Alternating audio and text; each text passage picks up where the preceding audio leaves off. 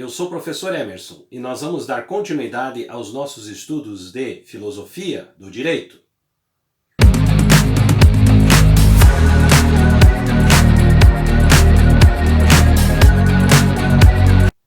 Prezados alunos, é um grande prazer estar aqui novamente com vocês e nós vamos então dar continuidade aos nossos estudos de filosofia do direito.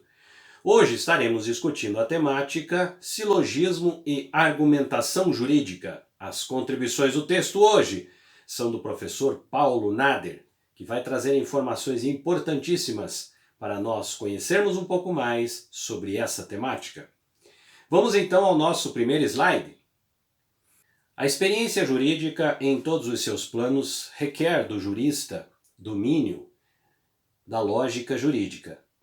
A importância da consciência lógica se faz presente a partir do processo de codificação, quando o legislador, definido o tipo de relações sociais a ser disciplinado, os valores e ideologia a serem consagrados, vale-se da linguagem e de métodos lógicos. A correta interpretação, bem como a efetividade da lei, além da clareza da linguagem, depende da unidade do pensamento exposto e do raciocínio ordenado do aplicador.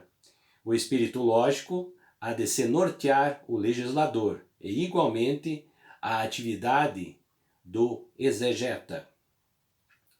Este deve pensar o direito como um todo, e as conclusões tiradas em cada situação devem ser harmônicas entre si e com a ideia do conjunto.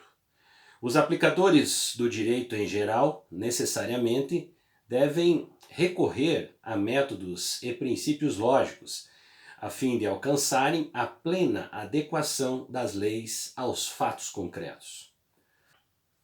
Dentro dessa linha de raciocínio, a gente vai conseguir perceber aqui, então, que o silogismo jurídico ele vai atuar, em outras palavras, dentro da lógica do raciocínio lógico, dentro de um princípio da dedução.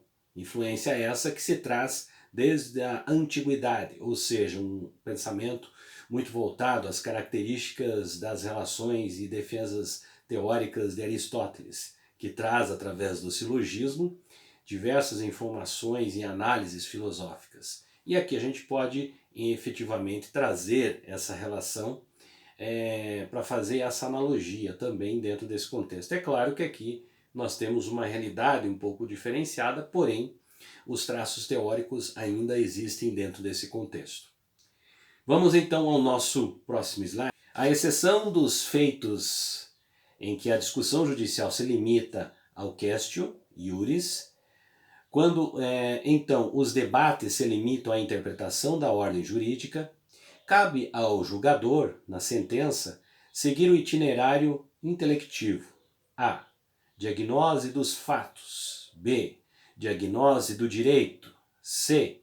Crítica formal. D. Crítica substancial. E. Interpretação.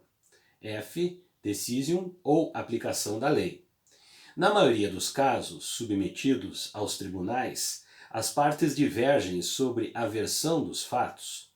Quando o autor alega, por exemplo, em uma ação de responsabilidade civil, haver sofrido danos morais decorrentes da conduta do réu, e este nega a prática ilícita. Na sentença, o juiz, obrigatoriamente, haverá de proceder à diagnose dos fatos. Esta consiste na análise das alegações fáticas e conclusões a respeito. Ao considerar as provas produzidas e cada uma das versões, o juiz se orientará pelos critérios da lógica, sem se abdicar da lógica da vida, ou seja, da experiência. Não basta ao juiz dizer a sua conclusão fundamental, é que esclareça a motivação de seu convencimento. Aqui, sem dúvida nenhuma, a gente já começa a observar uma análise feita pela própria interpretação da vertente jurídica que se faz contrária às falácias, ou seja, o falso silogismo. Dentro dessa linha de raciocínio, a gente já consegue interpretar aspectos importantes aqui que vão fazer parte também nesse contexto, que é não deixar de lado também toda a experiência produzida pelo juiz nas suas decisões. Embora todos esses critérios apresentados aqui são critérios extremamente importantes que devem ser seguidos pelos juristas quando a sua decisão será apresentada. Nesse sentido, então, nós temos efetivamente em um dos processos importantes que faz parte desse contexto, né, o silogismo, porém o processo da experiência também tem um espaço extremamente importante dentro desse contexto. E aí a gente tem essa valorização. Vamos então ao nosso próximo slide. As decisões devem se firmar em provas e estas oferecerem ao sujeito cognoscente a certeza, estado anímico indispensável ao acatamento da tese de quem alega. Indícios isolados não levam à certeza, daí não constituem dados de embasamento de decisão. Todavia, quando os indícios são diversos, veementes, harmônicos, interligados, de tal forma que forneçam ao juiz elementos de certeza, servirão de base para o decreto judicial, pois no conjunto constituirão uma prova. Vencida a primeira etapa, segue-se a diagnose do direito, oportunidade em que o julgador pesquisa a ordem jurídica na busca de lei reguladora da questão. Constatada a existência, o juiz submete à crítica formal, ou seja, verifica-se a lei atende aos requisitos de natureza formal. Tal fase apenas é observada quando paira dúvida sobre aspecto ligado à forma. Percebam vocês que aqui é traçado todo um caminho onde o jurista precisa, a partir de um processo ritualístico, seguir efetivamente sua linha, né, de apreciação de todas as provas. Consequentemente, da sua análise, da sua interpretação, a partir de tudo que é apresentado diante de uma sessão. Aqui, né, obviamente, dentro das características do silogismo, né, quando analisamos então essa relação do princípio lógico, dentro dessa relação também temos efetivamente toda uma característica que é presente nesse ritual que é vivido pelos juristas, aonde efetivamente é possível se constituir a dúvida diante de todo esse contexto apresentado. Aí nós temos efetivamente um dos aspectos importantes, que é a sequência desse ritual, onde o jurista vai até o fim buscar as informações necessárias para a sua tomada de decisão. Vamos então ao nosso próximo slide. Ainda que a linguagem seja clara e acessível à primeira leitura, o espírito cognoscente desenvolve o raciocínio a fim de apurar o sentido e alcançar das normas jurídicas. É a fase que exige o saber jurídico, a aptidão para conhecer o direito. O homus juridicus parte em sua análise da macrovisão do jus positum. Para alcançar as conclusões pertinentes, a singularidade do caso sub judice. O decision é a operação culminante do processo de julgamento, etapa em que o magistrado estabelece a norma individualizada, aquela que irá reger a relação entre o autor e o réu, e se impor na eventual execução da sentença.